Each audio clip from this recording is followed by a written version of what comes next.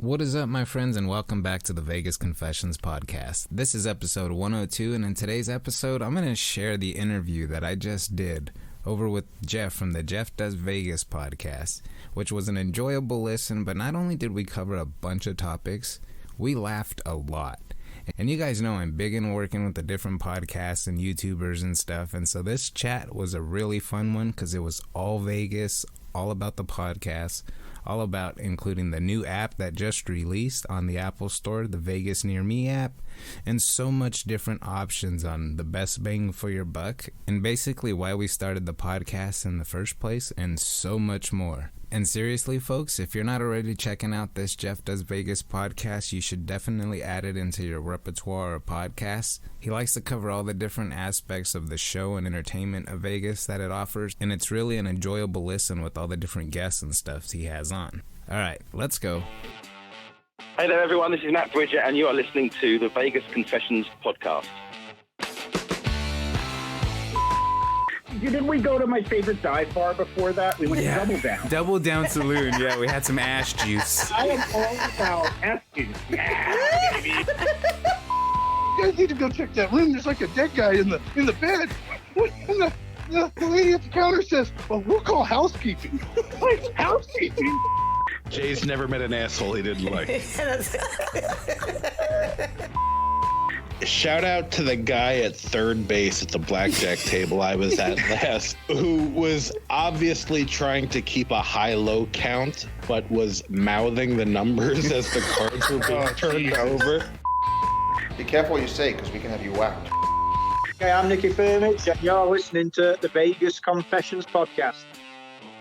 So before we jump into the interview, I do have to give you guys a heads up. I did record this interview while in Vegas, while working. My 1 week trip turned into just about 3.5. So now I'm back home ready to share the actual interview I did with Jeff Does Vegas. But not only that, update you guys on so much different stuff, different tips and things I learned along the way. Plus, you guys already know, I visited a bunch of new places. So before we get into the interview, I do have to give some well-deserved shout-outs to all of the awesome Patreon members who've been supporting this podcast for a long time now. Eric Rosenthal, David Sowell, Renee Hale, Taylor Jew, Neil Macedo, Rodney Kelly, Atlantic City J, Bobby G, Michael Traeger, Scott Jarvis, Mike Cunningham, Travis Atherton, The Crybaby Vegas, Scott and Lisa Wingfield, good buddy of the show Saul, Graham over from the Cheftimony podcast, and Jana Gerard. Thank you, folks, for your continued support. And if you folks would like to get your name on this shout-out list, check out our Patreon page where you guys can get your name shouted out on the podcast, and also your names displayed in the videos that we do on YouTube as well here on the podcast. Alrighty guys, so let's jump into this. And there are so many different topics that we covered. From shows to the F1, to the Raiders, to the Knights, to Randy's Donuts. I mean, you name it, we were all over the place. And throughout this chat, there's even an interesting part where we talk about Vegas taking you out of your comfort zone, and how small of a community Vegas is, and how everybody knows of one of another, and how really cool it is. It's always a blast having fellow Vegas content creators on the podcast, and I've been fortunate enough to talk to several, from bloggers to vloggers to YouTubers to podcasters.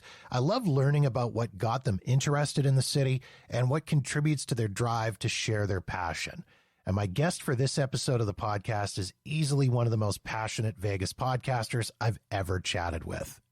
Julian Romero is the host of the Vegas Confessions podcast, which I can honestly say is one of the best Las Vegas podcasts available.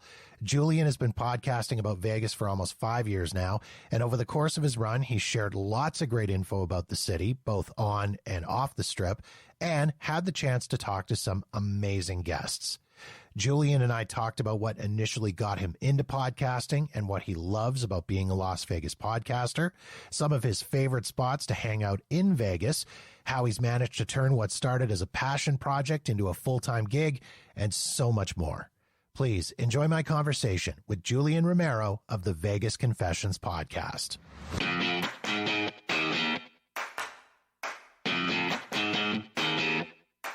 When it all started, my main career was long-time profession, about 20 years. I was a chef and running restaurants. And originally born and raised in Fresno, California. Over the years, since the whole COVID thing, everything kind of took a shift. A lot of people know that, as well as the podcast. I do YouTube, I do the social media stuff, and I come out to Vegas quite a bit. My goal during the pandemic was to come out and keep people updated on what was going on. Is it really bad? Is it really empty? Is COVID numbers at a crazy? Is it really crazy? How are the casinos responding to this whole mass situation? And is it empty? And are people traveling here? And just kind of getting a feel for what it was like.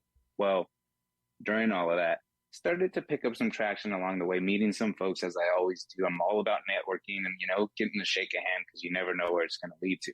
Well, after doing what I was doing for so many years, it eventually turned this hobby into a full-time job. And I was offered a job here in Vegas to work with a company that's a brand new startup, which is releasing this week. We're essentially an app covering Vegas that's everything to do in town, which is right in the ballpark of what I do already in traveling around town, showing people different casinos, the different deals that they can find around town, best bang for your buck type of situation, and visiting some of the worst rated places because that's always fun. So that's kind of where it kind of dove into with the YouTube channel. Again, I'm still learning every day. I hang out with all these creators, and again, they're all good friends. So, and it was the same thing with the podcast. And I just kind of, hey, you know what? I want to keep people more in the loop. I want to come out more often. So it eventually led into a job. And now I spend half of my time here in Vegas working with the app. We're actually releasing this week, like I said, and we have basically over 16,000 different things you can do in town, whether you want to shoot a machine gun out of a helicopter, swim with sharks, just stuff you didn't think you can possibly do in Vegas, like drive a monster truck, smash a car with a bulldozer. I mean, you name it, just anything you can do in town. And it's all free, and it's a free app. So they're like, hey, Jay, we'd love you to come in and kind of help us with this stuff. We know you know people around town. We know you know stuff to do. So, I mean, if we can have you come on the team and kind of bring some of the content stuff into the ballpark. So instead of your typical review system, we don't do a thumbs up, stars, none of that Yelp kind of stuff. We're essentially going to be Yelp and Google in your pocket with all the content. If you think of a business, say you wanted to go check out Mon Ami Gabi, and not only do you bring up the business in the app, it brings up a one button Uber button that you can touch it from wherever you're at point in time in Vegas, and it'll set you up to get you there to your destination. There's open maps, turn-by-turn directions. You can book through the app. You can check out the menu, you name it. But if you've never been there, that's where it gets cool. This is where it gets pretty cool is we have what's selected as our featured clips for every business, whether it's a YouTube video or a podcast that was covering the business within the last year. So everything's current. So people have went there and they've shown you their meal and experience or why you should go or some of the specials. All of this stuff pops up for you to see as soon as you open a business. And that goes with restaurants, anything you can do in the city. That's what we're doing. So now what we're doing is releasing the app to where it's free to everybody to basically give people exposure and help find things in town when they're looking to do stuff. These casinos are so big that we've even included some maps for the properties to kind of give you a layout of the land. I mean, you name it, parking tips, deals, there's all kinds of stuff in this free app. It's going to be pretty cool.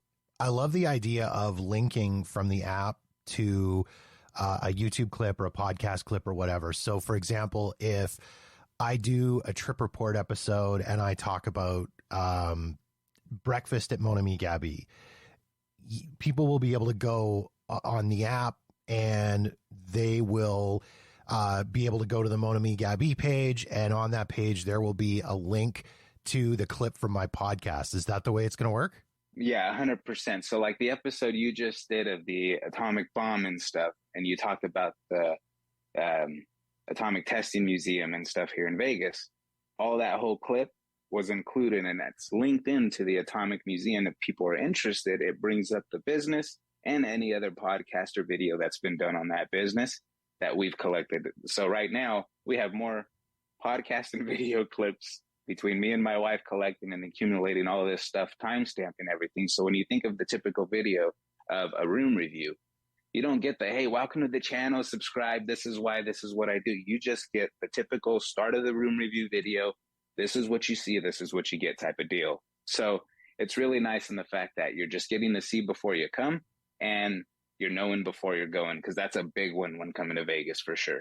One of the big questions that I get all the time when I talk to people about Las Vegas is, what keeps you going back to the city? Why do you go back so often? And I don't know. I mean, for me, it's just, I just love the city, and it's something that has built up over time. For you, was it love at first sight, or did it take a little bit of time for you to build that up and think, hey, like, this is a place I want to go back to a lot?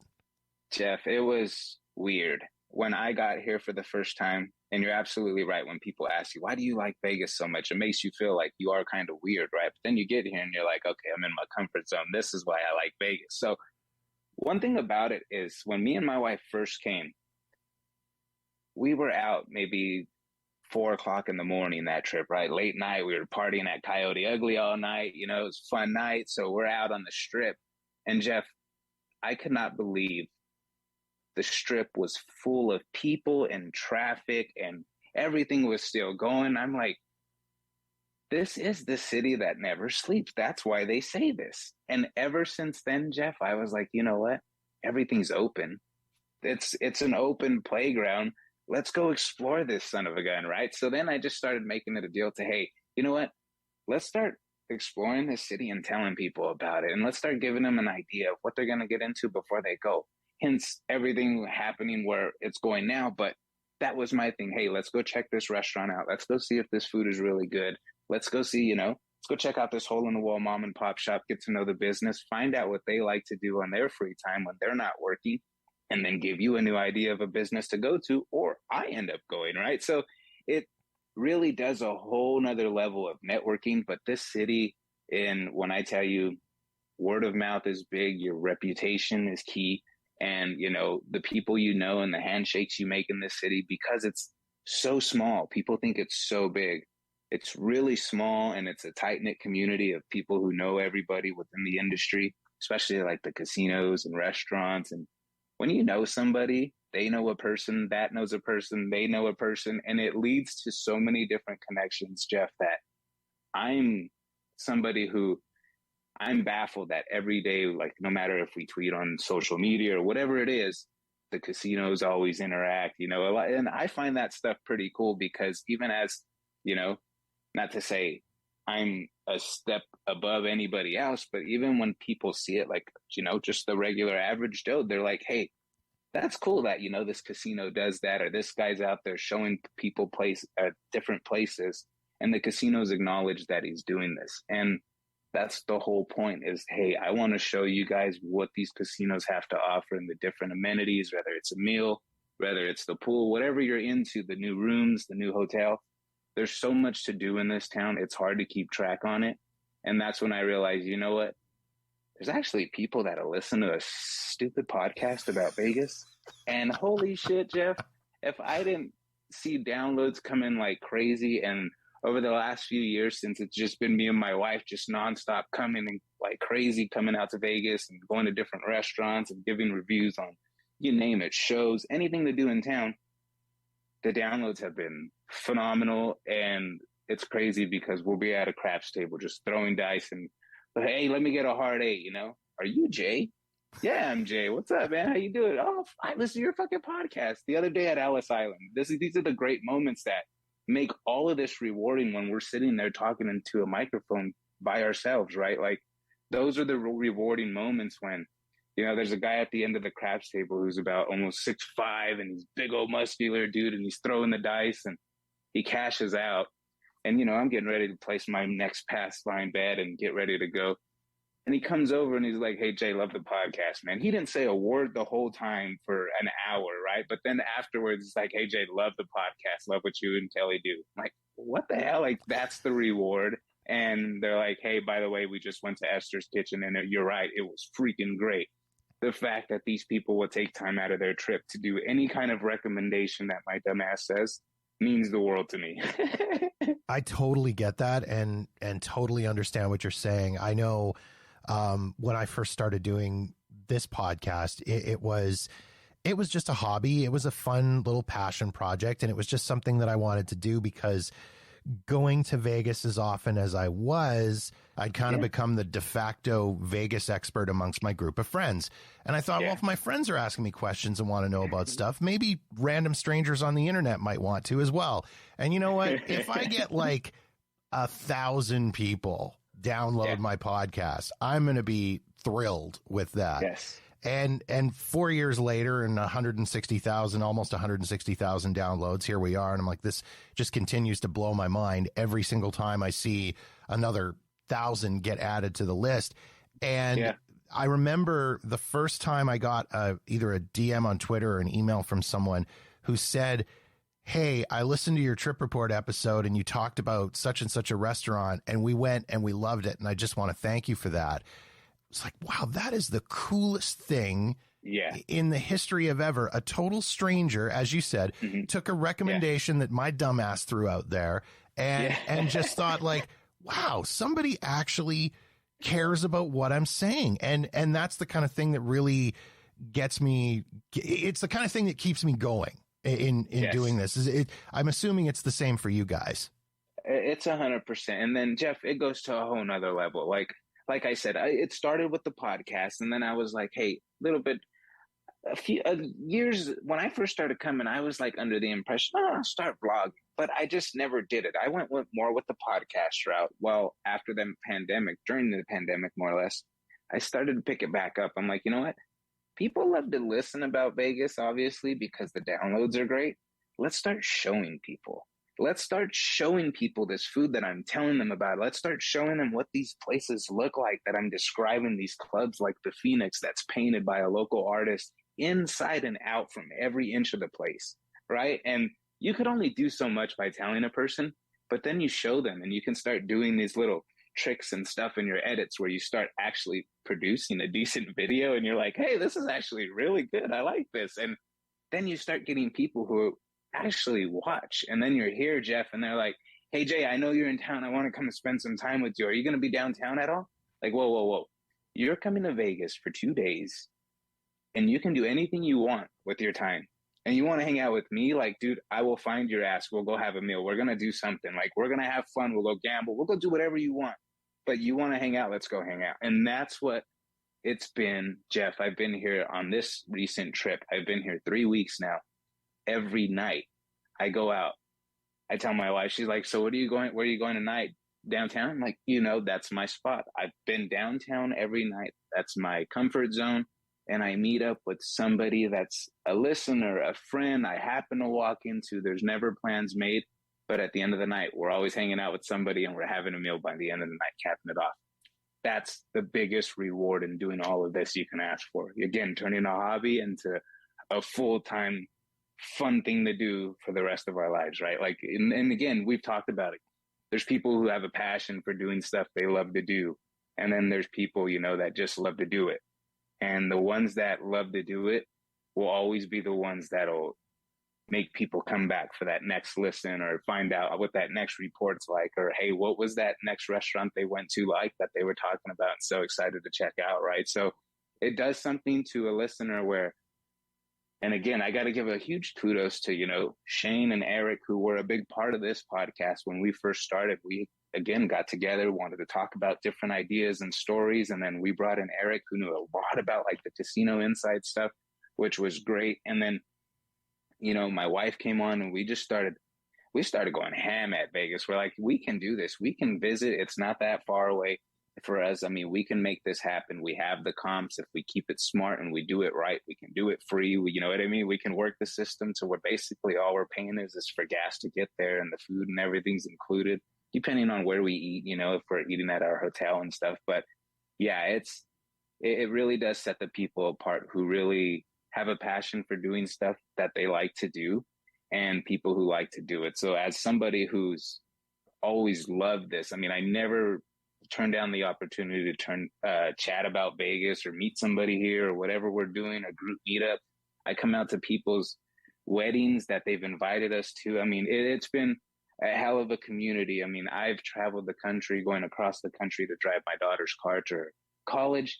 And, you know, I stopped at friends in Texas's house that I met here in Vegas 10 years ago to stay the night just because they knew I was coming. And lo and behold, they decided, no, you're not going to come to the house, Jay. We're going to get our RV and we're going to go camp out on one of the lakes out here, the biggest lakes. And we're going to take you out on our boat, jet skis, and we're going to have the time of your life for a night while you're here in Texas. That's the reward in doing all of this stuff. Like, I can't express it enough. And again, if you have a passion for creating, and whether it's video, audio, any kind of content, if it's social media, whatever, always thrive, always try to get better. Because I mean, Jeff, I BS you not, brother. There's not a day today where I'm not trying to learn, watch YouTube videos on audio, getting better quality. You know, why am I finding a hum in my ear, in my feedback? Like, it doesn't matter whether it's audio or video. If I have the moment and time to sit down and watch and potentially learn something new, I take the chance to every day, because I feel like once you feel like you've mastered something, it's time to move on. Mm-hmm. Yeah. So again, I love this. And again, for any creators out there, follow what you do, stick to what you do. And Jeff, you're a perfect example. You're right there. You're into it 4 years. You're starting to see the benefits of it, and that there is people who listen at the end of the day. And like you said, when they reach out, you can't ask for more as a reward. It makes all of this fun hobby worth it. I love that you mentioned earlier too about how small of a community Vegas is when it comes to the different industries. I've found that, and regular listeners of the podcast know, and you'll know, I'm big. I say I'm big in the entertainment community. I'm not big in the entertainment community, but I have a lot of friends in the entertainment community, and it's been that same thing where you meet one person and they say, oh, do you know so-and-so? They're in such and such a show, or they do this or whatever. You should meet them. And then you meet them and you have them on the podcast. And then the next thing you know, they're saying, oh, do you know this person? And I mean, I think every entertainer that I've had on the podcast, and it's been a lot of them, every entertainer in some way, shape, or form has been linked to each other. They all know each other.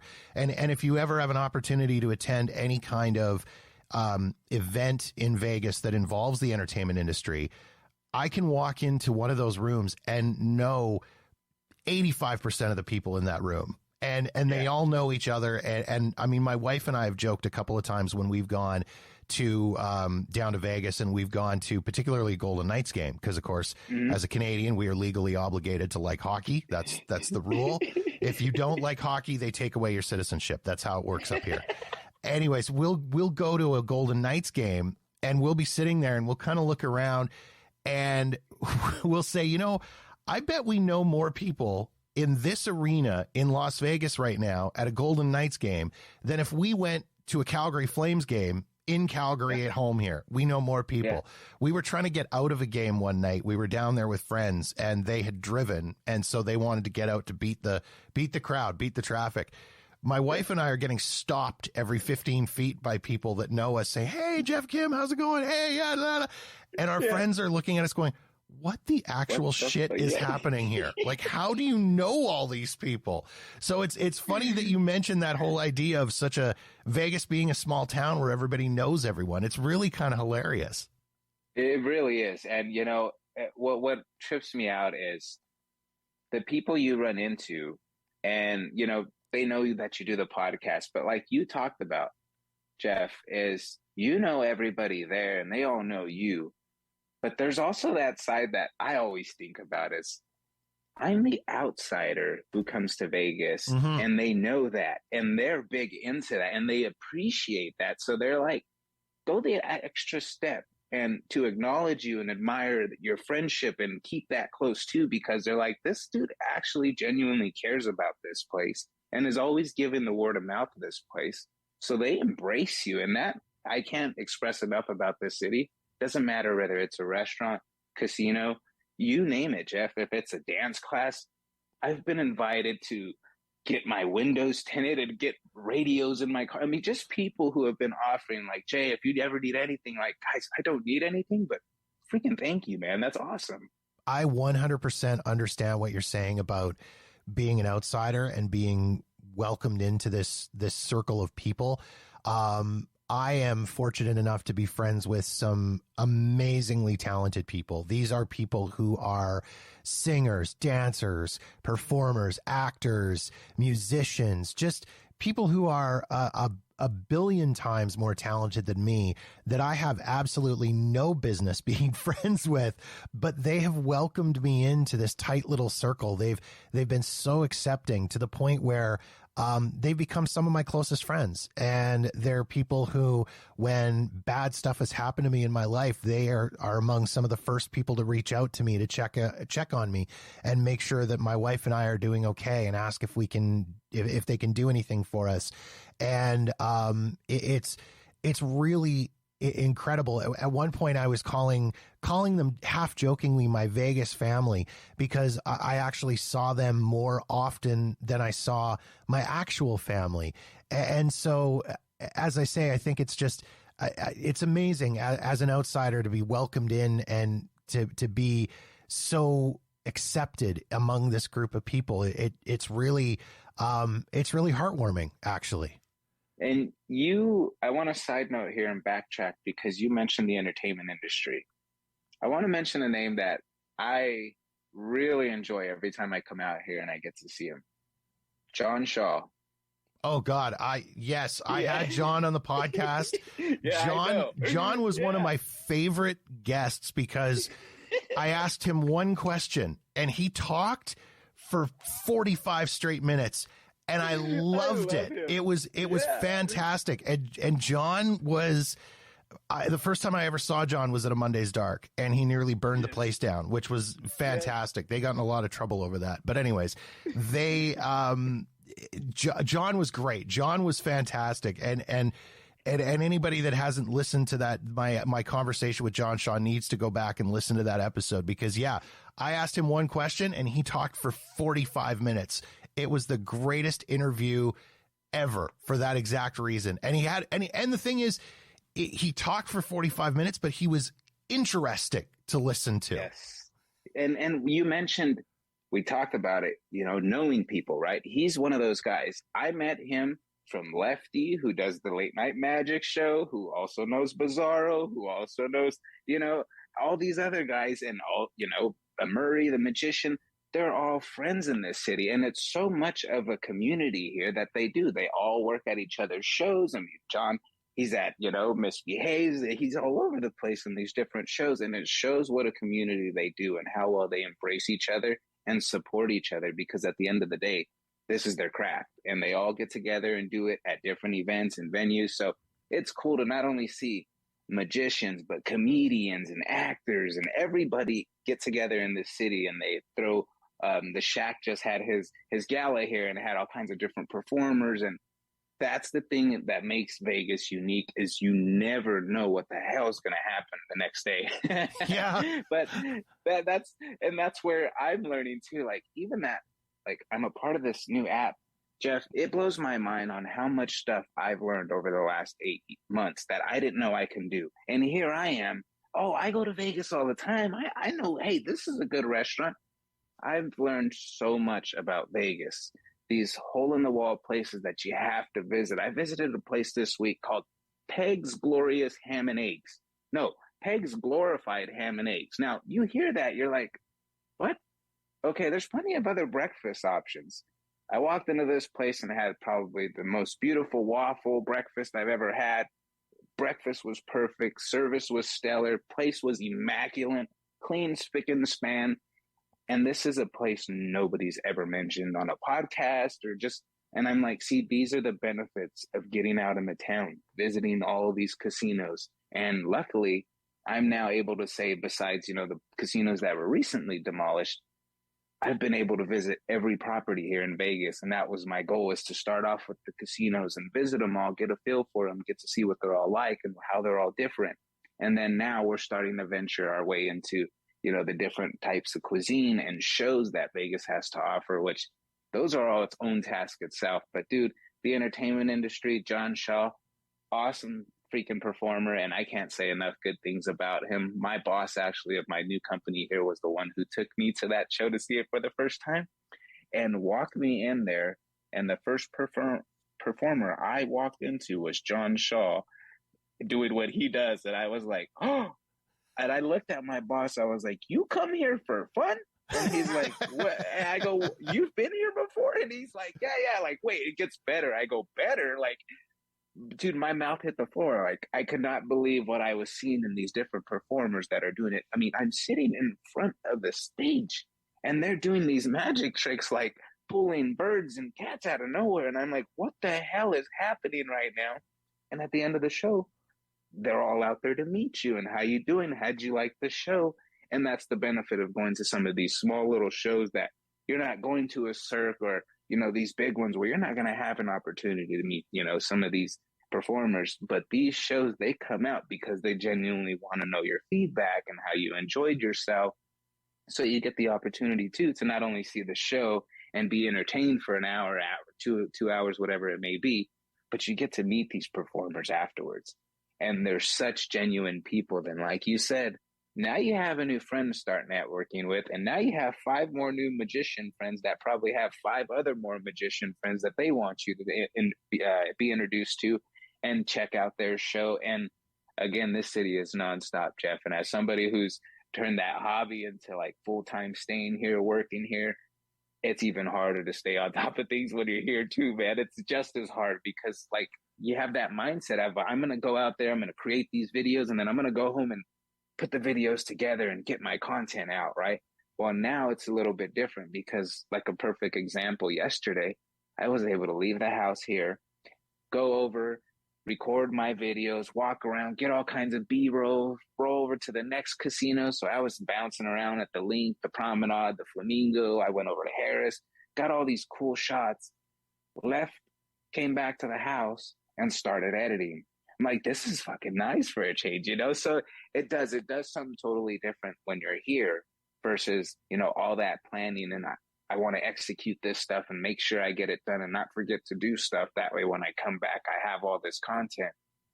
And I've always had a hard time with, even my wife, she'll vouch for this, because sometimes when we come out, I'm just like, can we just enjoy ourselves? Like, can we just fucking just chill and not have to worry about going nowhere? And let's just sit at the pool all day. Let's drink. And it never happens. We never get drunk like that. Like one time I think, and I've gotten myself really bad, and I blame Jerry's Nugget for that, because they got like, you know, a really cheap dice table and the drinks come really fast. So yeah, it was a night for disaster. But yeah, so long story short, I was pretty much passing out by the time we were back at the hotel, and wifey wanted to play, so I sat next to her on the slot machine and just happened to start leaning over on her a little bit. So that's my extent of drinking in Vegas. But yeah, you know, out of all the people you see partying and stuff, Jeff, like I tell you, I'm out walking around every night. I'm out working every day in these casinos on the Strip and downtown, the Valley, all the surrounding areas. I'm everywhere in town. Never, ever have I felt unsafe. I know people have brought up the discussion of, is the Strip safe? Is downtown safe? Listen, there's bad apples everywhere you go in life, and it's all about avoiding them.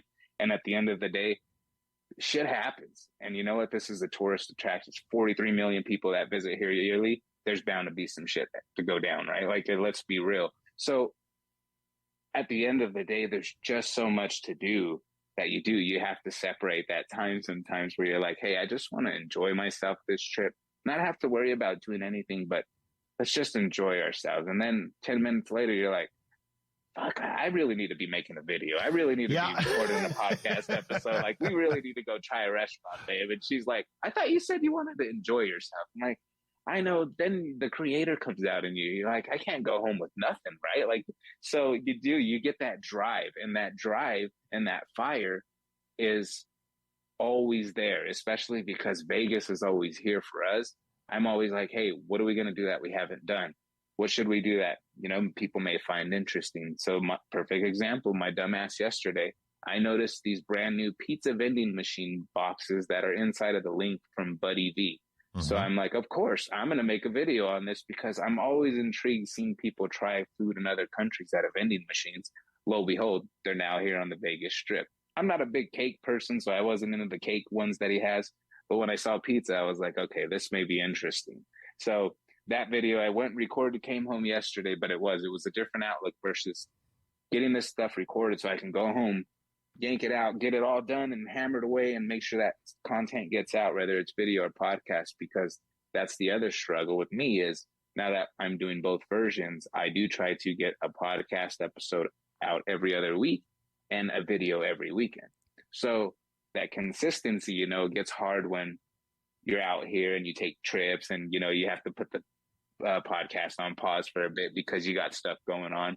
And then you get back and you're like even more hungry. I want to get this episode out. I want to update them about this place that we went to. So yeah, it does something really different. But like I said, man, this is a very, very unique place. And yeah, when I first got here, I was like, holy crap, this place is nonstop. And ever since I've been here, I always find it more intriguing that I always find something new. Mm-hmm. There's nonstop new stuff, restaurants, bars, clubs, day clubs, nightclubs, casinos. I mean, you name it. There's speakeasies all over this place. And I'm not even a big drinker. I mean, there is so much shit to do for everybody. And that's the other thing I love when meeting people out here and finding out not only, hey, I don't only want to know, hey, where are you guys from? Where are you staying? But what are you guys planned on your trip? What are you guys doing? What's your big thing? So what's the meal look like? What's your high, what are you guys looking forward to do when you come here? Because everybody's comes for a different reason. Whether you're coming for a festival, whether you're coming just to gamble, or if you're just a history junkie, or if you're a club person, Vegas offers it all. Shows, entertainments like we talked about, some of the best cuisine in the world. I mean, best class chefs are here. I mean, you name it, everything's here. So it's everything you want in one spot. And typically it's all open all the time. So it really is overwhelming sometimes. And again, as somebody who comes all the time, still overwhelming. Something that I've really enjoyed about doing this podcast is it's forced me to step outside my comfort zone, in that I think so many people who travel to the same place on a regular basis, whether that's Vegas or whether it's Mexico or whether it's Disneyland or Disney World, you kind of tend to fall into this rut where you do the same things all the time. You eat at the same places, you stay at the same hotels, you go to the same attractions because you're comfortable. When you're creating content for people to consume, you kind of have to be willing to do different things. Otherwise, it's going to get really, really boring really, really quick. So I've sort of had to do that to a certain degree and find new things to do. What about you? Same deal? Yeah. And you talk about comfort zone, and with here, Vegas can test you to a lot. I mean, if you are afraid of roller coasters, they have roller coasters. If you're afraid of heights, you could jump off the Strat, right? If you're afraid of trying different cuisine you've never tried, it's all here. You mentioned Chinatown, kick-ass spots there in Chinatown. I mean, you're talking about Golden Tiki. You're talking some of these cool spots that are there that, I mean, the original Sand Dollar, this whole month of October, the whole place is all decked out, Halloween. I mean, there's so much stuff nonstop. By the way, I got to go there. I mean, that's the kind of stuff I'm talking about. There's just nonstop stuff going on in this city. And it's like every month something is happening. I mean, this week, just First Friday was going on. There's festival grounds and having a big old concert. Just nonstop, no matter where you go, Jeff. You're going to have fun. And that's my favorite. Like you said, going out of your comfort zone. I love trying new food I've never, tried, especially me coming from the food background industry, being a chef, running restaurants. I've done a lot of breakfast houses, steak houses. So trying a lot of these different Japanese and, different Chinese cuisines and all these different stuff that they have to offer, the Xiaolong Baos and stuff, all this different stuff that I never thought I'd try and love it. I'm like, holy crap, where has this been all my life, right? And it's right down the street from the Strip. Mm-hmm. And that's what I'm trying to get to people, Sparrow and Wolf. There's so many great different restaurants that'll knock your freaking socks off that people don't know about, because you get in that vacation mode, and a lot of people go without a vehicle, so it's hard to travel, and I get that one too. But word of mouth is a big one. And if somebody here, hey, there's a kick-ass restaurant called Ping Ping Pong at the Orleans, you got to go check this place out. They might go visit that place, right? Or, just different places like that where they're like, hey, I've never been to this, but I might go check that place out now, because now I have this restaurant I want to check out, and I've never been there, and I want to check out this whole place anyway. Now I have two reasons versus one. Let's get in the Uber and go. And so, I mean, but you're absolutely right. Going out of the comfort zone is so easy to do here in so many different ways. If you're looking for shows that, over the top, maybe a real sexy show, they have, is it Rogue over at the Strat? I mean, just so many different things going on. If you're a comedy person, again, Strat, LA Comedy Room, Tropicana, Laugh Factory. I mean, there's everything. Aces Comedy, there's Delirious downtown at the Grand. There's so much stuff you can do and occupy your time that when people say, oh, they go to Vegas and they didn't have a good time, you need new friends. Yeah. That's always my thing is you need new friends. You need to be listening to some kick-ass podcasts or YouTube channels that are out there because there's people giving you the word of mouth of places to go to, things to do, new things popping up, different events and festivals going on all the time. There's just so much stuff nonstop. And I mean, you mentioned entertainment, the music. I mean, Aerosmith has residencies. There's Katy Perry. There's everybody. Adele will eventually be back whenever that's settled. But I mean, there's so much stuff nonstop going on in this place that even every night I ask myself, what the hell are you doing tonight? Yeah. Because it's your playground, Jay. Where are you going to go? And then you have the eye-opening experiences, like where there is all the fun. There is the realness that, let's talk about the real side of Vegas, that, hey, there is the rough parts of the town that you should avoid. And there are those moments, guys, where, hey, you're going to visit parts of Vegas where it's not safe. Get the hell out of there. Don't be in those don't put yourself in situations where, you're in a rough part of town, like Naked City or, in certain parts of Boulder City or just different areas over late night out on Tropicana over where all the hotels, are not. And these, people of the night are. So you got to know where to go. And I've been getting the question a lot, especially because I'm out here a lot, Jeff, lately is, hey, JD, are you okay? You good? I'm like, I'm 100% good, guys. I work during the day and play at night. And again, I'm all over the town, everywhere from downtown to the Strip, covering the Valley. I mean, you name it, I'm all over it. And I've never felt unsafe here because this is where I feel that people can genuinely come and have a good time. And yes, there are, there has been incidences where people are robbed and shot. And there's been so many different incidences over since the COVID stuff. Things have been getting a little crazy. But even last night, I'll tell you, even walking around last night, there is law enforcement in plain view everywhere you go now. I mean, every sides of the wall over on Fremont Street, all over the Strip, there's law enforcement and they are out. And I mean, it sucks that it's take these kinds of incidents to happen for this kind of stuff. But I've always felt they should always be out. There's hundreds and thousands of people out there.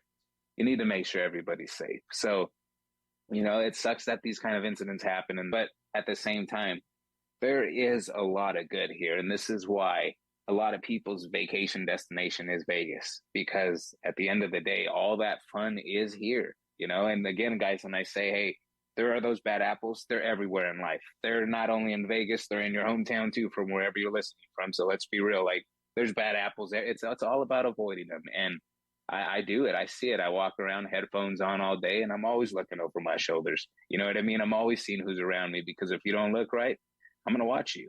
And if you got a problem with me watching you, let's do something about it because it's me and you, buddy. You know what I'm saying? I don't give a shit. Like, especially in the streets with the homeless and people like that. Like, I don't play. I don't trust them. I don't stay around them. I don't let them walk behind me.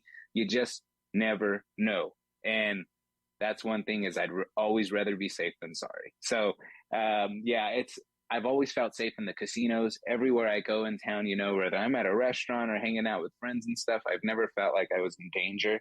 But again, the fun is always just seconds to be had. And part of the problem is finding what you want to do because there's always something to do, whether it's a show or it's just nonstop at this place. And it can be very overwhelming sometimes. I don't think I've never had a situation where I've felt unsafe in Vegas. I think the least safe I ever felt one time, I remember flying in on a Sunday night and my flight got in it was later in the evening. So by the time I got to my hotel and got checked in and freshened up and whatever, and I was like, okay, I'm going to go for a walk and go find something to eat or whatever. And I walked out the front of Treasure Island and it was dead on Vegas Boulevard. It was a Sunday night, like 9:30, and it was dead. And I thought, I feel less safe on an empty Las Vegas Boulevard than I do on a totally crowded Saturday night. And I think it was just that whole, it's because there were some shady, because it's like, well, who are the shady characters that are out here right now when it's so quiet? Like, why are they here? Why am I shady? Why am I here? Like, what is happening? But that's really the only time I've ever felt even remotely close to unsafe. And then I did once make the mistake. At the time, it didn't seem like a mistake because in my brain, it just, whatever, I wasn't really thinking about it.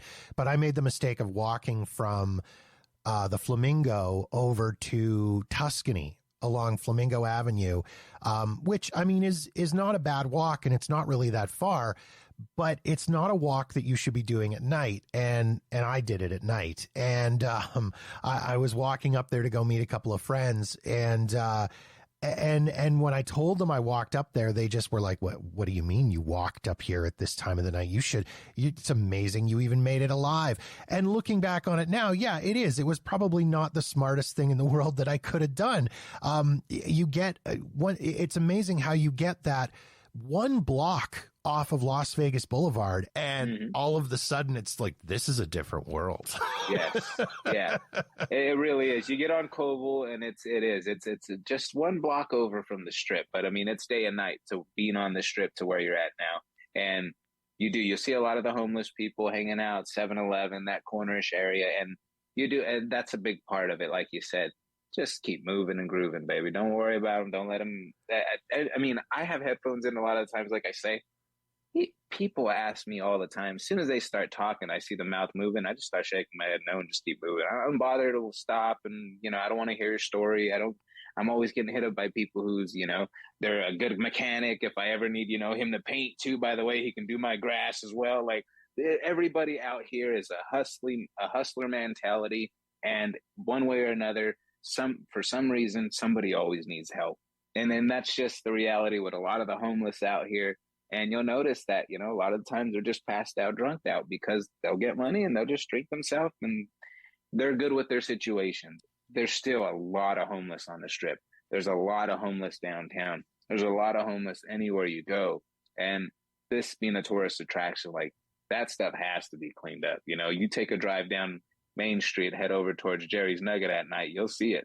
You'll see it like no other. All along the sides of the walls, there's just people just camped out, and it's a reality check sometimes. You go to Naked City and there's spots around the back of the Strip that you don't want to be late at night. And even during the day, taking the drives through these places, I'm like, holy shit, and I'm from a rough area. I'm from Fresno, California. I'm from gangland. I'm from drugland. I know what this shit's like, right? So this was not an eye opener to me. It's not all new. It's not, I'm used to the hustle, and I know what the, prostitution's like out in Fresno, and I know what I get all that. Okay. So coming to see all this shit firsthand and knowing, hey, this person probably doesn't look like somebody I'm going to be talking to, so I'm going the other way.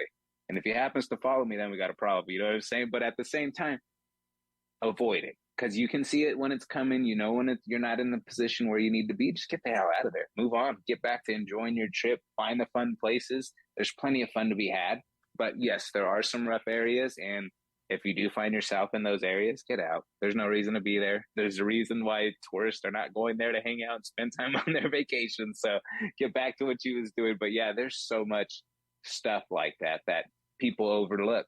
And that's what I like to tell people on my podcast is, guys, just always watch what's going on. There's always people trying to hustle and scam you out there. All the buskers out there are always going to try and get you in, take a picture, and then tell you afterwards. Just know this stuff before going. The more you know, the better you'll be.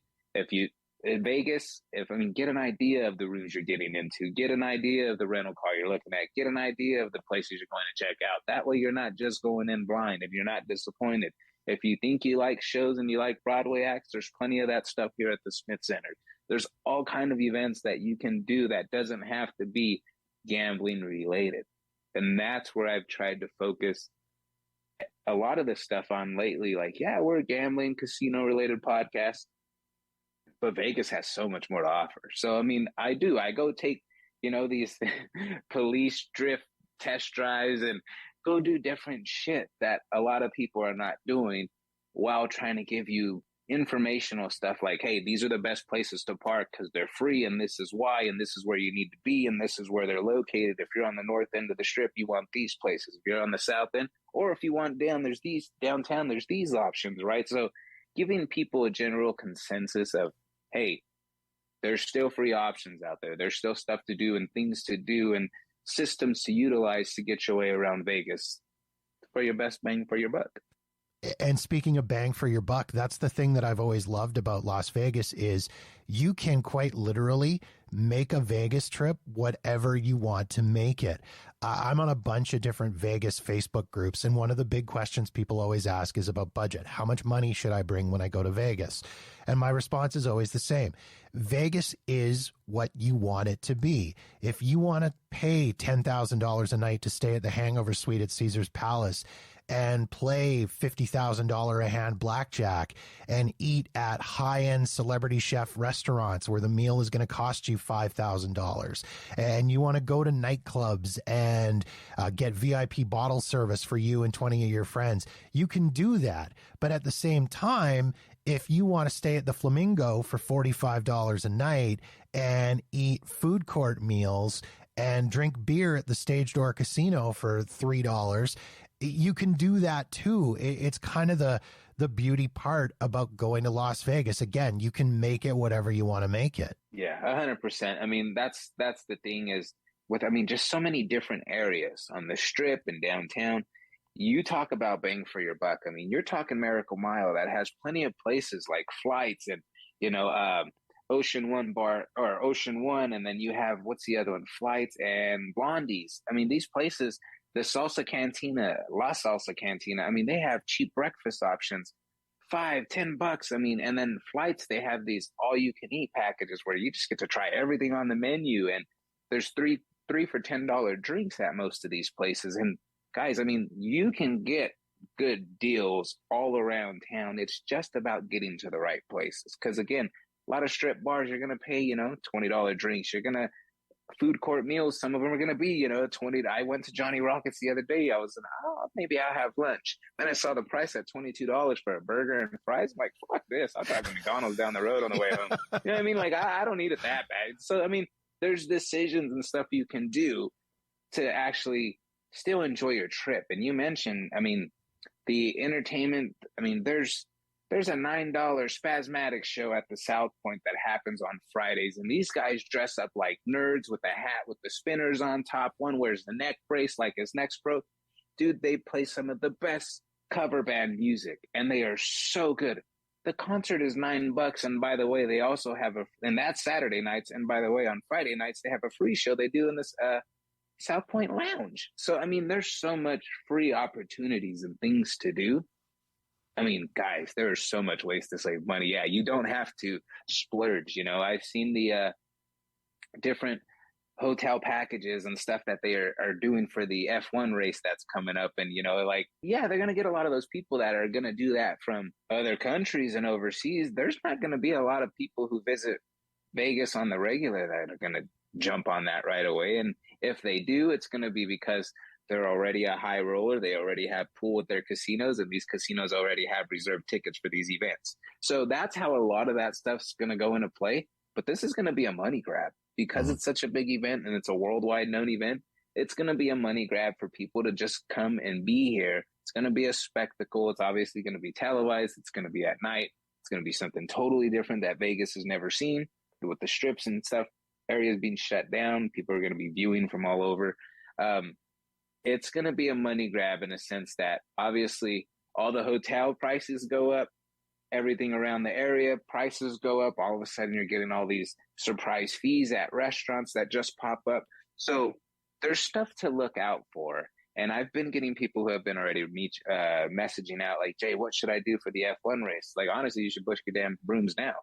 Like, you shouldn't be messaging me. You should book your rooms. Like, get that now, because what's going to happen, the closer it gets, the rates are just going to fly through the roof, dude. And then the next thing you know, you're not going to have a room available. You're going to be sleeping in your car asking me if I got an extra bed. So book that thing now, because really these moments where events and holidays and big, Super Bowl playoffs and Pro Bowl, prices on everything skyrocket in Vegas. And if you come to Vegas, obviously, you know this stuff. But guys, if you don't come often enough, I always recommend just check in rooms. I don't care if you're checking for months down the road, just see what they're like, because 9 times out of 10, if you're looking at a certain upcoming month or something, it's going to be a little more expensive.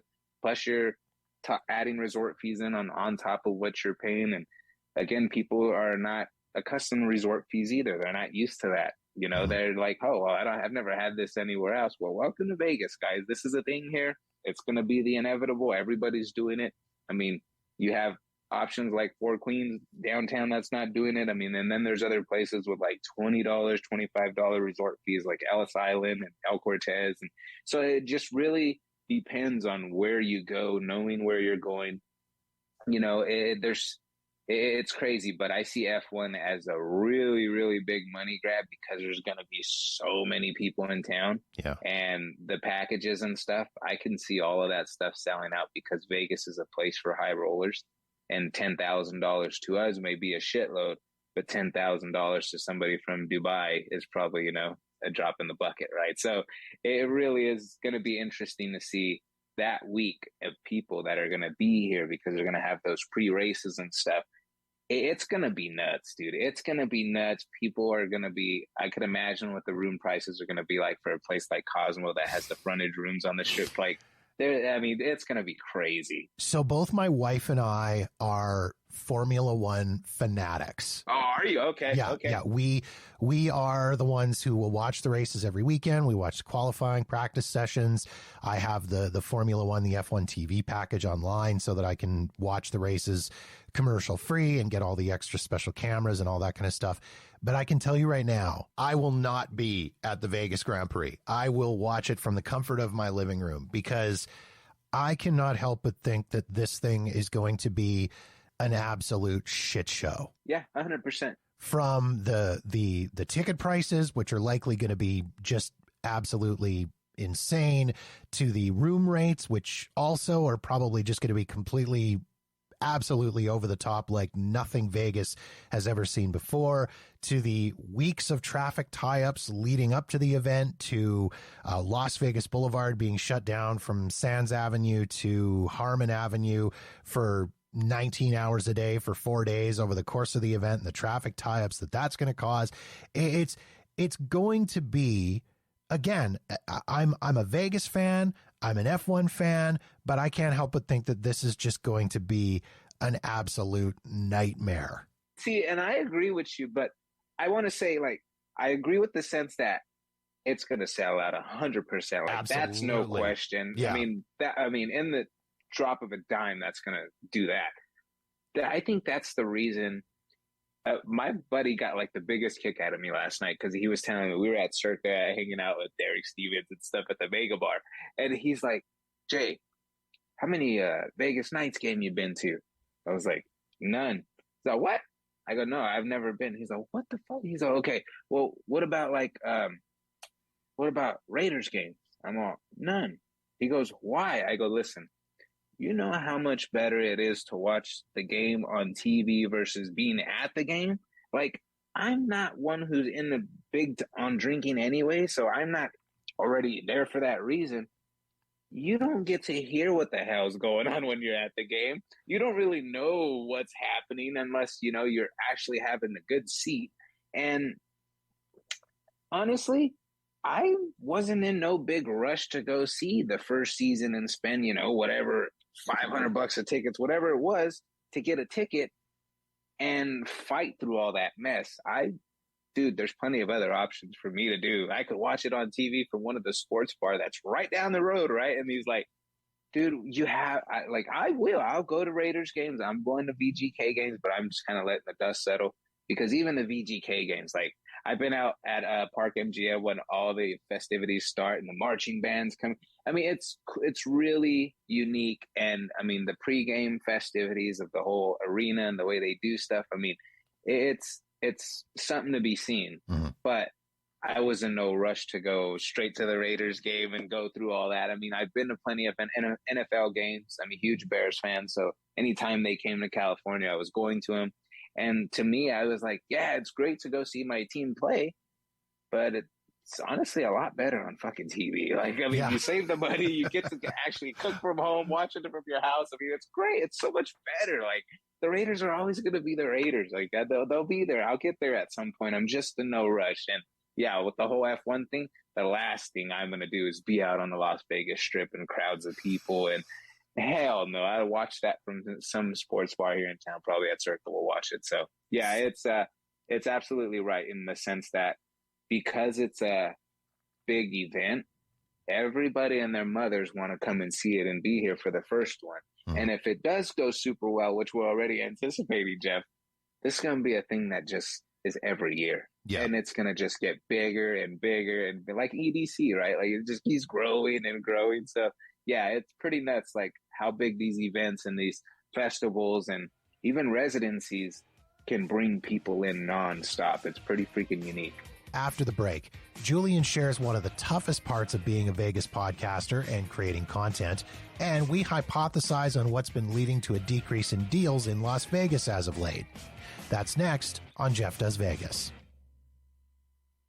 If you're headed to Las Vegas and looking for somewhere different to get your entertainment fix, then The Space is the place for you. A one-of-a-kind venue, you'll find The Space at the corner of Polaris and Harmon in the shadow of the world-famous Vegas Strip. Check out some of these cool events coming to The Space. October 25th, Off Strip presents Table for Deux. A little sugar, a little spice, and a touch of naughty. Well, you do something nice. It's Off Strip's charity costume party and cabaret. The theme this year, dynamic duos and famous pairings. October 29th, The Space welcomes Mr. Jimmy, the Led Zeppelin revival, featuring Akio Jimmy Sakurai, as he and his band recreate the magic and energy of Led Zeppelin's 1975 tour live on stage. November 6th, Illuminati Hotties hits the stage at The Space with special guests Enumclaw and Guppy.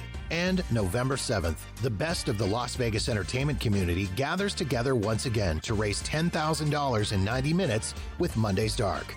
Proceeds going to support the Burlesque Hall of Fame.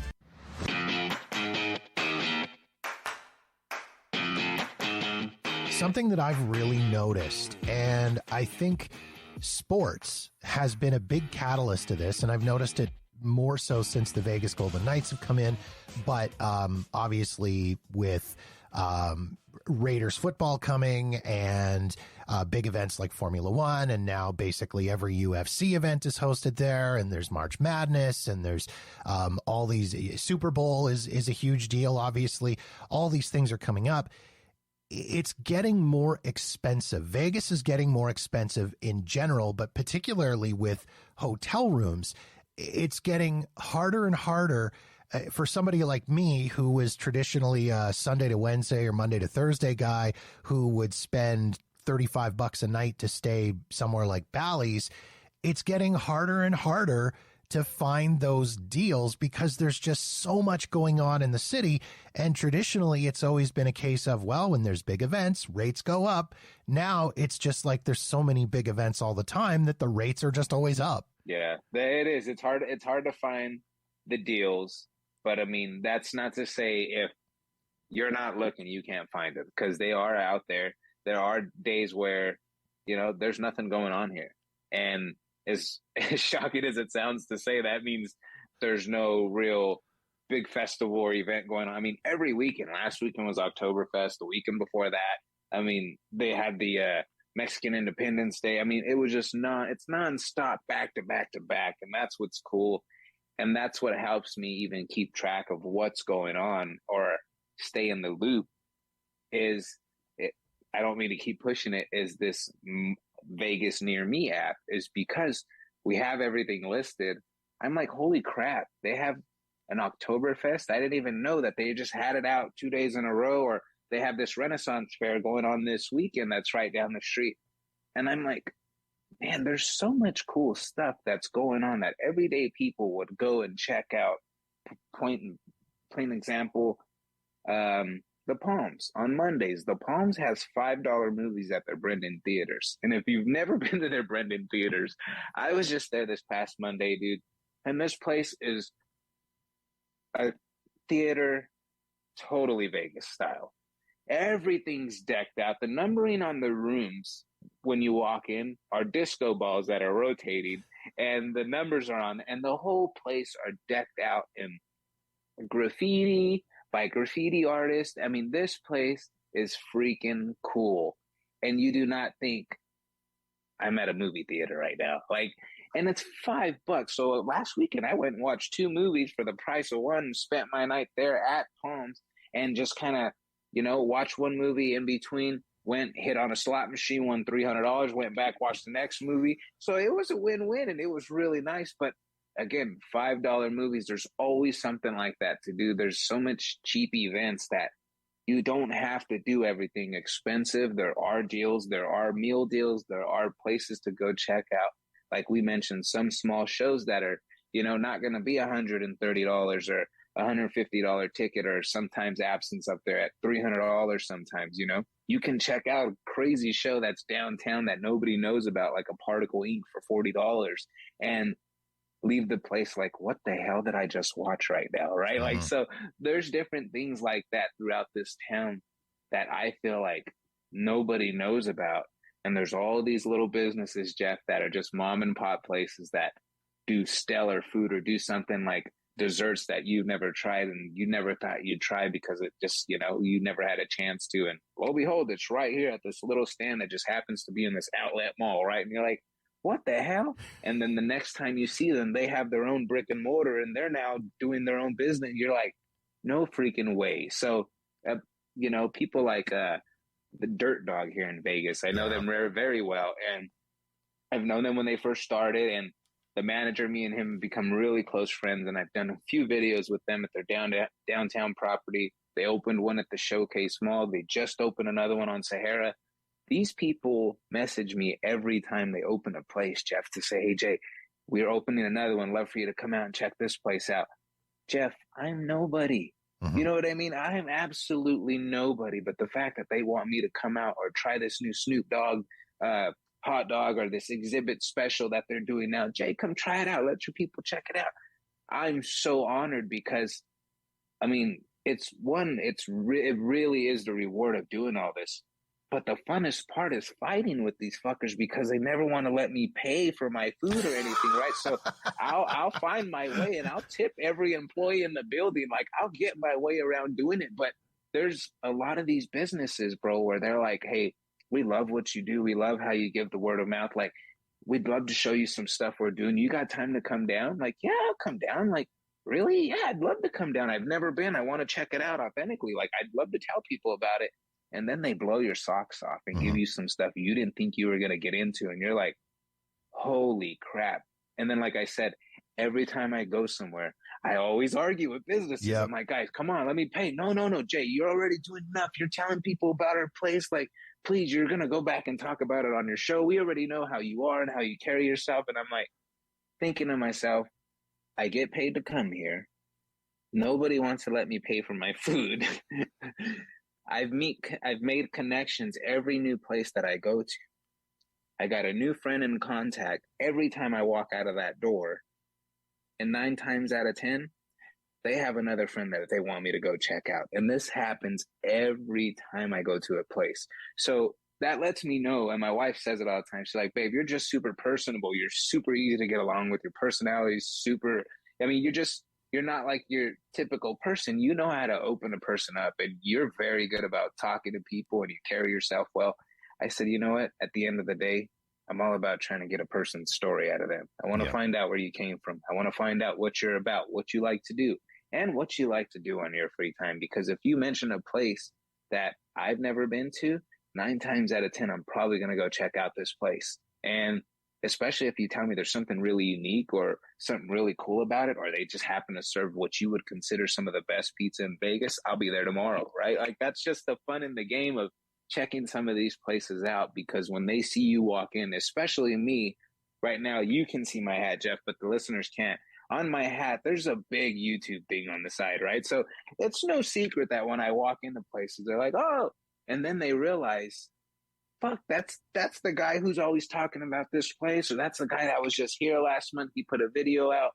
There's some places I go back to and I'm weary about, right? Like if I did a dispensary video and tell people, hey, these are the different dispensaries you should visit and why. This one has no taxes. This is the one you should check out. After I did the video and I put the video up, I was a little nervous the next time I went to the dispensary because I didn't know if they were going to say something or be pissed off about it. Dude, I walked in and the manager of the place like, dude, love the video. By the way, I got some stuff I'd love for you to try, and it's on the house. And I'm like, no, I didn't come here for that, dude. You know I come here already. I said this was my favorite place for a reason. There's no taxes. Like, that's why I come here.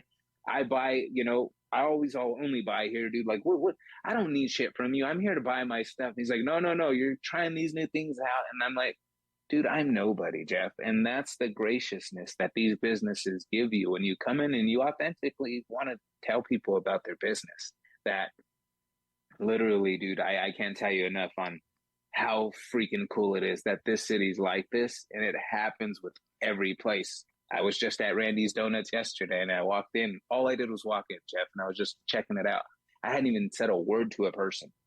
I'm looking around, checking out the donuts, looking at that, the whole atmosphere of the place. And the lady asked me, she's like, can I help you? I said, can I get a coffee? Sure. She gets me a coffee. Any donuts? Like, not yet. I think I'm gonna lay out my video. I'm kind of checking it out first. I'm gonna do a video on the place. And I was like, because I think it's super unique. Not only are you one of the newest spots and you're an LA-based chain, you made your way into Vegas, but you guys just added a drive-through. You're 24 fucking hours. Like, this is really cool, super unique. Not many places like this, right? So I thought I'd come down and check it out. I go to pay for my coffee. Have a nice day, sir.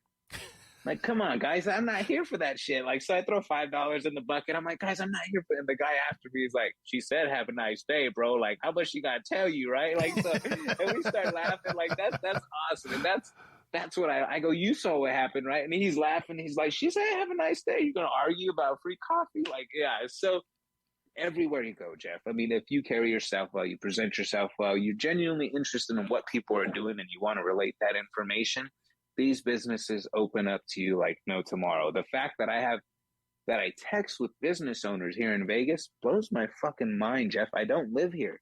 Yeah. Like it's crazy. And I love it because I'm always finding something to do. I don't know where I'm going for lunch today, but I guarantee it's going to be good. I find it so funny that you mention having to fight with people to pay for stuff. I've run into this a few times, not with restaurants, but with shows, because my wife and I, we love going to shows and we have a lot of friends that are involved in these shows and we want to support them. We want to help them be successful and make money at their endeavors. So we are totally willing to pay for show tickets, but inevitably they end up giving us tickets for free. And so then we need to try and find other ways to support them. And we ran into this last year with Jen Kramer, the magician at the Westgate. We went and saw Jen at the Westgate. We were her guests. We were very happy to be her guests. It was not expected. I had reached out prior to us going and just said, hey, I'd love to meet you after the show and have a chat, because I had her on the podcast for a conversation and she was just an absolute sweetheart. And I really wanted to meet her in person and thank her. So after the show, my wife and I are standing out front. She's got her merch table set up and her assistant is there selling merch. And we bought our nieces and nephews these, Jen Kramer snap bracelets that had a little USB drive in them that had videos of magic tricks. So we thought, it'd be kind of fun for the kids to learn how to do some magic tricks. That great stuff. So we're chatting with Jen. She's going to give us these things. And we said, no, we already bought them. And she said, what do you mean you bought them? Here, let me give you your money back. And we had to fight with her to not give us our money back, because we were like, no, we want to support you. We want to help you. We want to support you and help you be successful at this. And so anyways, it really cracks me up. You mentioned the show with Jen. The same happened with my wife a couple of weeks ago. I wanted to bring her out for her birthday and just do a bunch of shit we've never done. And that's where we was like, you know what? We really don't do shows. Let's add in a couple shows. And so I did a lot of the planning. That she didn't know what was going on, but I had everything laid out day by day. Now, when it came to the shows, I had a friend I met a few months back. He's one of the head lead singers, and it's going back to, guys, word of mouth, this whole city being networking, people knowing each other, right? So this band is called Original Chaos. They're a band here. They perform on Fremont. They perform over at Level Up at MGM. They're all over the place. I even believe they're at Westgate every now and then. So they're all over, and they're a really good band. and they were recently named the best cover band in Las Vegas for 2022. So, I mean, they got some kind of, some kind of consistency there and a lot of pride in what they do, and very good guys. But they were always, messaging on Twitter, hey, if you're ever in town, we're out here live 10 o'clock. We'll be performing out here. And I'm not a big rock person. Okay. I'm going to backtrack there. First, I didn't realize, Jeff, how much I enjoy live music until I started coming and working Vegas so much.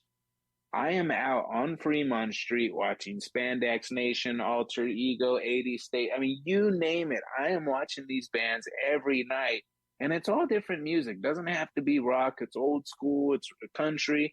I mean, the Tony Marquez band is killer. There's so many different bands, even throughout the town, not just Fremont Street, that pop up. And I'm like, holy crap. There's some really, really good performers that don't have to be a Beyonce or Usher or Bruno Mars. You don't always have to go and see that caliber. You can get that in some of these everyday shows. So, I mean, dude, what you're saying is 100% cool and right, because when you know people, these lead singers of the band, turns out one of them, after I met him and, we were taunting each other so much on Twitter, like, yeah, dude, I'm going to come out. I'm going to find you guys. I kept telling, I'm going to find you guys. I'm just going to show up one night. So I did. I showed up one night. They were at Level Up. And I was just happened to be passing through MGM. But about an hour earlier, I saw they were performing that night there. So I was like, you know what? I have nothing to do. I'm going to go sit down and watch some live music. Jeff, I cannot tell you how good this band was, right? And I'm like, fuck, they're playing everything. They were playing Stacy's Mom, all the small things, like all the old school songs you listened to in high school, right? And I'm like, these fuckers are good. And then they started going by years and covering different decades. And I'm like, oh my God, this is so good. Met them afterwards. The bassist is also one of the performers in the show Atomic Saloon. So I was like, oh my God. I was like, really? My boss loves the show. I haven't been. I said, but I plan to take my wife in a couple of months when I come back on her birthday as a surprise.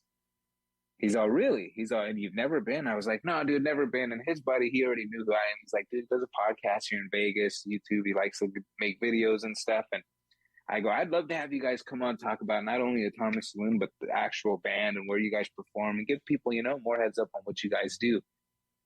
The dude's like, no, time out.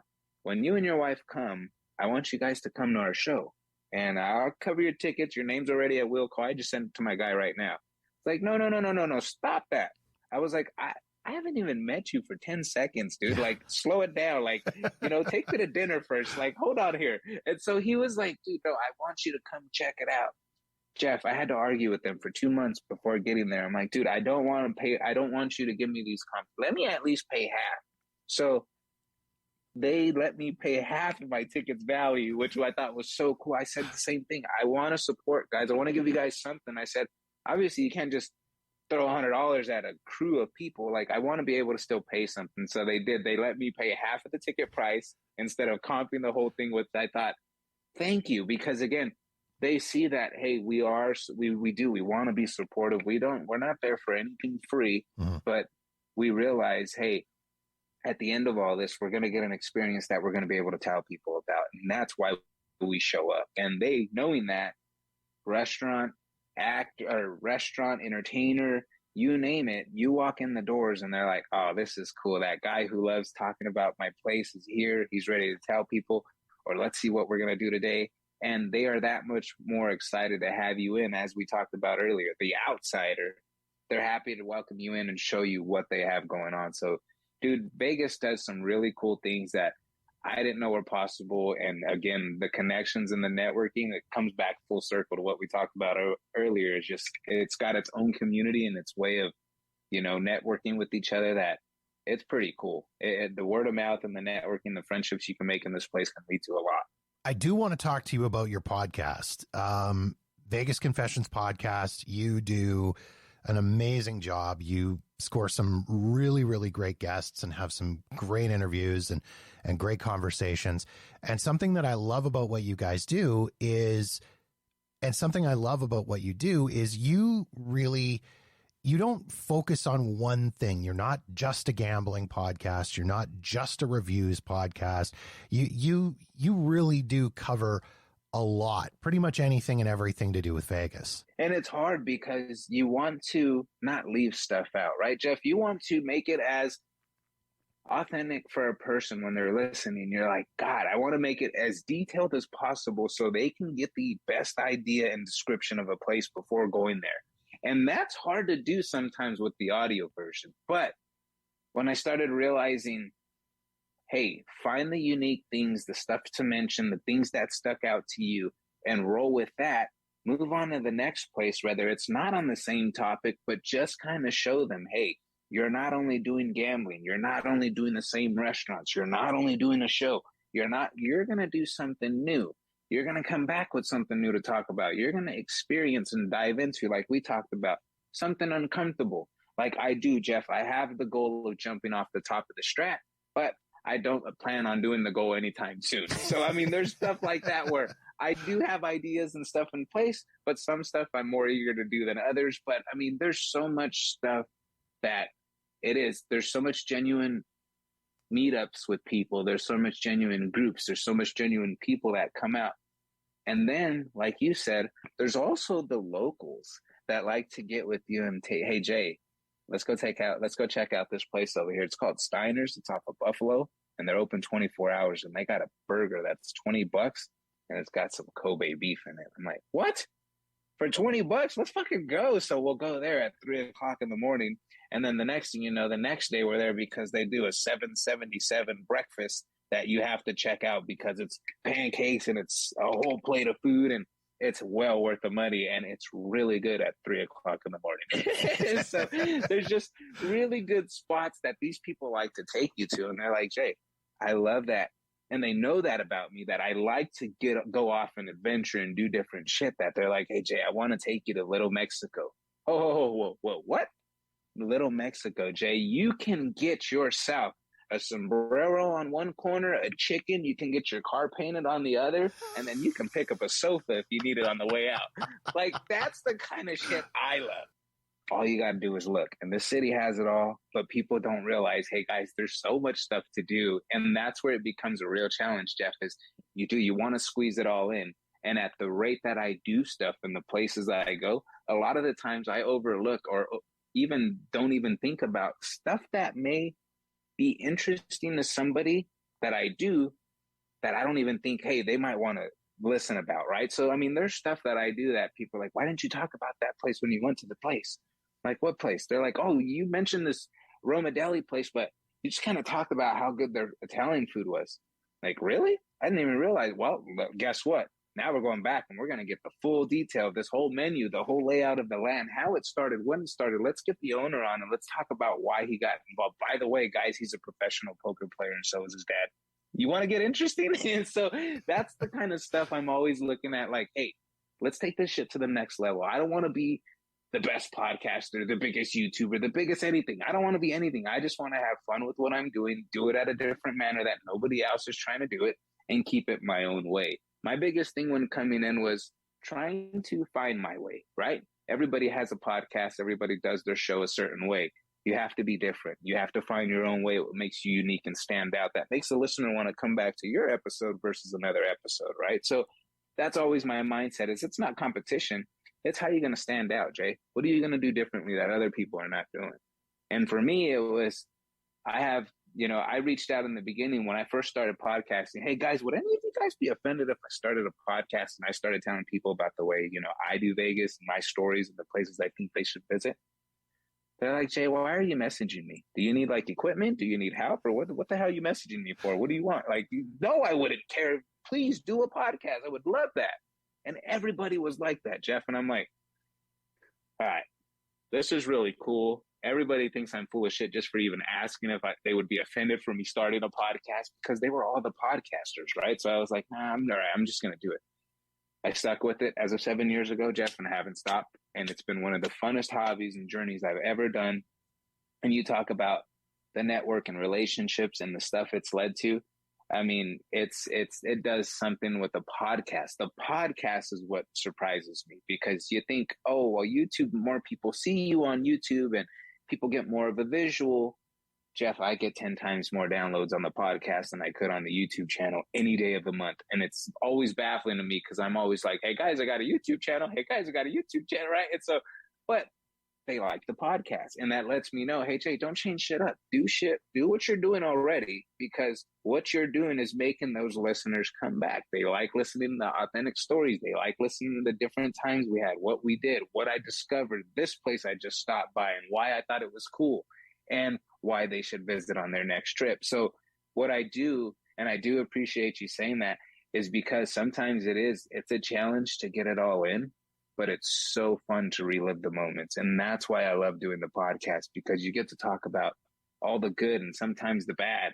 And those stories, people can relate to that, whether it's good or bad. And they're interested because they may be either going, or they may be either just getting back and had a trip or a certain situation that was similar that I can relate to. And just by the way you talk and your delivery and the way you describe things and your storytelling, you can create a listener for the rest of your life. And that's what I've been able to do when, just thinking I'm just talking into a microphone. Like, nobody wants to listen to me talking to a microphone. And then we were like, well, people are actually listening. So then me and my wife are like, well, we know of all these other podcasts that are doing it informatively and in different ways, more like news segments and stuff. Let's go out there and have fun and not only bring back the information, but try stuff that other people are not doing, because that's going to also do something. And that goes for creators that are listening to this. If you're into YouTube, or if you're into podcasting, or anything, any kind of dynamic or any kind of criteria you're into getting into, find what sets you apart. You're always going to want to be a little bit different than what everybody else is doing. Don't be following the crowd. Stand out from the crowd, because otherwise, guess what? You're just going to fit in and you're going to blend in. You don't want to blend in, because if you blend in, you're never going to go anywhere. It's just always going to be a hobby. And I'm a prime and perfect example who's turned my love and passion of what I do into my full-time career. I mean, brother, I can sit here and podcast and record any time of the day I want to, get paid for it, work at any time in the hour I want to, adjust my own hours, go out and work when I want, come back, play when I want.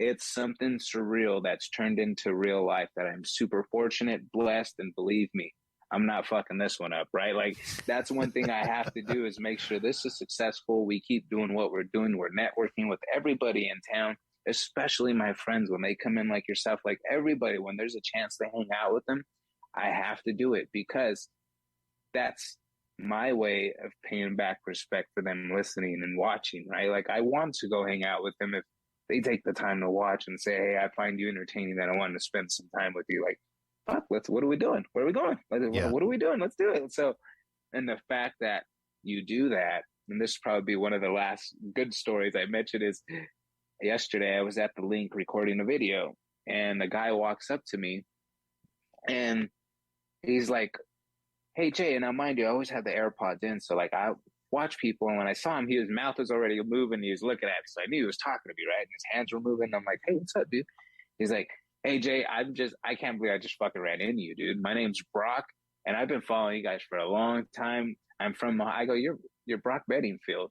He's like, wait, how do you know that? I go, dude, you've been interacting with me on social media for years. You don't think I'm aware of who you are? I saw you were coming out to Vegas a few days ago, and I knew there was a good chance I'd probably run into you because I was working on the strip all week. And he's like, you remembered my name? He goes, that's so fucking weird. I go, listen to this. You know my name. You remember who I am. It's just as weird, right? And he's like, yeah, I guess you got a point. I'm like, that's the coolness in all of this, brother. We all got a love and affection for Vegas, that when we're here in town, it doesn't matter who you are. It really doesn't matter who you are. If I can do it, anybody can do it. If you have the love and the passion for what you do, let it shine. Let it show. Stick to it. Stick to your guns and continue with what you do. And guess what? It's going to land somewhere. Something's going to stick. If you keep throwing stuff at the wall, at some point it's going to stick. And that's just the way it is in this, and any career. You got to stick to what you do, stick to your guns, and make sure you have that passion for it every day. And it's pretty hard not to find a place intriguing. Like this, it's pretty hard not to fall in love with a place like this that's just nonstop, where people are here coming to have fun. So literally, when I'm out walking around every night, I can't tell you, Jeff, how many times I laugh at just people 60, 70 years old enjoying themselves, dancing full blast, having a good time, not caring who's watching. That's what I love about Vegas. It doesn't matter if you're black, white, green, or blue, big or small. You're here to have fun. And when people are having fun, that's my favorite thing to walk by and just see people laughing and just having a good time, because that right there is why people come here. And that right there is the reason why I'm here, because, you know, I was doing that, but I was able to do it to a different level and find different ways to make sure I utilized it to eventually turn this into a full-time thing. And I had these talk with friends years ago, like, hey, how do I turn this whole YouTube podcast, social media stuff into, I don't really know what the fuck I'm doing, right? And a lot of my friends, especially the big creators here in town, they're like, Jay, just keep doing what you're doing. If people want to track you down on social media and, of course, listen to the podcast, lots of different ways to do that. How can they go about it? Oh, yeah. The social media, on Twitter, we're Vegas Confessions Pod. On Twitter, it's the Vegas Confessions Podcast. You look us up. I also have another one, Julian Romero 559. That's the real one. I just retweet all the Vegas Confessions stuff. There's we're Instagram. We're on Facebook. We're the podcast you can listen to on any podcasting platform, iTunes, Google Play, Stitcher, all that good stuff. I mean, you name it. We're on Podbean. We're everywhere. Again, if you're in a good Vegas content, just a little different delivery, and the way that we bring it is a little raw and real for you. But again, like Jeff said, we like to cover it all. We like to hit places nonstop. And again, a big kudos to you before I leave, Jeff. We talked about the atomic bomb episode. The other one I have to mention is my wife. So we are gathering all this content for this Vegas stuff with the new job. And so I'm doing all the YouTube stuff. My wife listens to all the Vegas related podcasts. And right now she's at somewhere of about 45, 50 active, right? So she's got all these different podcasts on her list. But one day she came to me and she's like, oh, babe, check this out. I'm like, what? She's I want you to listen to this. I don't know if you caught this. And I hadn't listened to the episode yet, but I thought this was really cool. The episode was titled Sharing the Love. That's what it was. Okay, so you talked about our podcast and what we did and the different, you know, the way we deliver and we talk about stuff. And she got the biggest kick out of that because she had just started listening to your podcast. She heard that episode and like, babe, come here. You got to listen to this shit. I'm like, babe, this guy's name is Jeff and he's really good. Like the following month is when I was like, look, you got to listen to this one. We listened to the atomic bomb one on the way home. Right. And she's like, he is real. I go, the voices, the sound effects, everything about this podcast is just a good freaking listen. And that's what you do, brother. You get us sucked in, man. And I know it takes time for you to do your episodes, but when they come out, they're really, really good, man. They're really good. I love everything that goes into it. It really does make it for an enjoyable listen. So again, as a podcaster to another podcaster, I mean, not only thanks for having me on, but it's been a fucking blast, man. You're making me blush, man. You're making me blush. That's awesome. No, but I appreciate other creators. And, you know, when you find people who do what you do, you have a different level of respect, right? Because it takes passion, it takes time, it takes effort. And it's not something that the average Joe does. So doing a podcast takes a lot of dedication, takes a lot of commitment, and it does. It takes a lot of work, and people don't realize that, you know, hours go into this stuff. And yes, we call it a hobby, but it's a hobby that we like doing because there's repercussions from it when meeting people and having these rewards of spending time with people. And then, I mean, the same way I argue with these people in the restaurants, not being able to pay for food, it happens with the listeners and the people who watch the YouTube. Jay, I want to take you. Let's go eat at Circa. Like, okay, yeah, no, I'm paying. No, fuck you. I didn't come with you for you to pay my meal, right? Like, all right, you want to play a game? You put your credit card in my hat. I put my credit card in the hat. We'll shake it up and we'll have the server pick a credit card. You want to play it? We'll call it dinner roulette. How about that? So it's just stuff like that where you get friends to have a good time. And Jeff, I mean, I'm sure you're starting to see this more and more. The more the content goes out and the more you're giving people ideas and the more that they appreciate it, they are that much more willing and inclined, because I say it all the time on the podcast. I'm like, guys, you guys ever see me in public? Please come say hi. Don't be a stranger. Let me know you listen. I'd love it. It's rewarding and it's gratifying because it lets you know that, hey, you're doing something for a reason. And people listen, they get some kind of enjoyment out of you, and they do say hi to you, and that's over the top. And hanging out with them, and when they want to spend time with you, makes it all come full circle. And again, doing this, being able to connect with people like you who are in this community and love what we do, man, and have an appreciation for Vegas, that we have content that we create about it in the podcast and, you know, YouTube as well.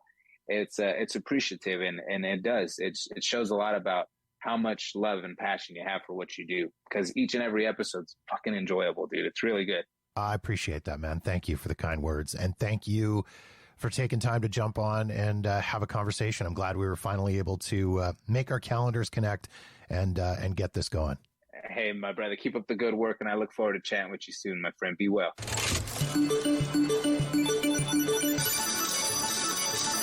Once again, be sure to follow Julian and the Vegas Confessions podcast on Twitter and Facebook at Vegas Confessions Pod. And you can search out the Vegas Confessions podcast on Apple Podcasts, Spotify, or wherever you get your podcasts. Of course, you can find all these links in the show notes at jeffdoesvegas.com.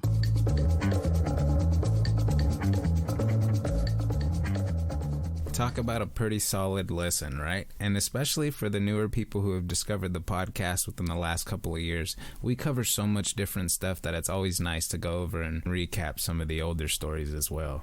My friends, I want to thank you guys for joining me this week. I know this was a longer interview, but it was fun with a lot of beneficial information, and I want to give a huge shout out to Jeff, who was super entertaining, and I'm super gracious that he invited me on the podcast. It was really fun to line it up, and especially be able to do it in Vegas and share some of those stories that were actually happening in time. That's what I love bringing back, and we got a lot more of those coming to the table. And on top of that, I'm bringing some guests on who were just with me in Vegas, and they have some killer freaking stories. If you're enjoying the podcast, do us a favor to leave us a review on iTunes, give us a shout out on social media, or head over and check out our YouTube channel, where I just tried out the new rock, paper, scissors slot machine, a new carnival slot machine. I even went to check out that Randy's Donuts place that we mentioned throughout the interview. Plus, I just released a Circa walkthrough of a presidential suite that my buddy Sean invited me out to. Super cool. And there's so much more fun stuff coming out. Like, I'm even releasing the video of trying the Buddy V's pizza vending machines that are located inside of the link. Yeah, that's right, you heard that right. I'm releasing that video over the next couple of days. Head over, check out the YouTube channel. So much fun content coming down the pipeline, fun stories, and so much good times. Guys, thank you so much for checking out this week's episode. I look forward to hearing from you, and I will catch you guys in the next one. Cheers.